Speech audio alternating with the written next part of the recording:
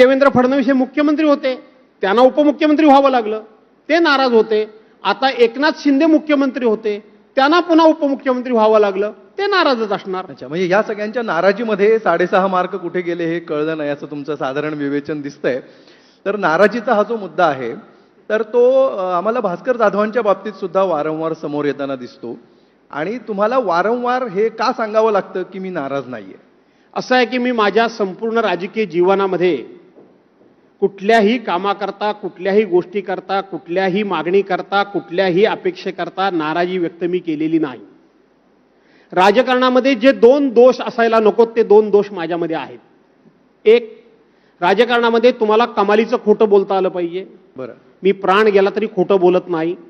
कितीही फायदा होऊ दे, कितीही नुकसान होऊ दे, त्याचे मी तमा बाळगत नाही. जे सत्य असेल तेच बोलतो. दुसरी गोष्ट, राजकारणामध्ये हे कधीही दिलेला शब्द पाळायचा नसतो असं एक म्हणतात, परंतु मी एकदा का शब्द दिला तो शब्द पूर्ण करण्याकरता मला काहीही किंमत मोजावी लागली तरी मी त्याची पर्वा करत नाही. एक, त्यामुळे मी कुठल्याही मागणी करता माझ्या आयुष्यामध्ये 2 पक्षांमध्ये मला काम करण्याचं करावं लागलं.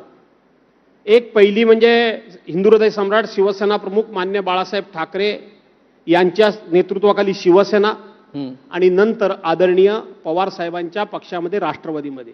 बरं, माझ्या एवढ्या दीर्घकालीन 43 वर्षाच्या राजकीय प्रवासामध्ये मी जाहीरपणे तुमच्या ह्या कॅमेरा समोर सांगतोय, मी कधीच कोणाकडे कुठलीही गोष्ट मागितली नाही, कधीच नाही.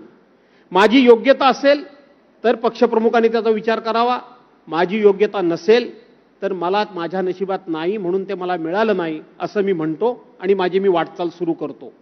त्यामुळं कुठलीही गोष्ट मिळवण्याकरता मी कधी नाराजी व्यक्त करण्याचं काही कारणच नाही. पण जर चुकीचं काय असेल तर मात्र त्या चुकीबद्दल बोलत असताना मी कोणाचाही मुलायजा राखत नाही, कुठलीही भाडबीड राखत नाही.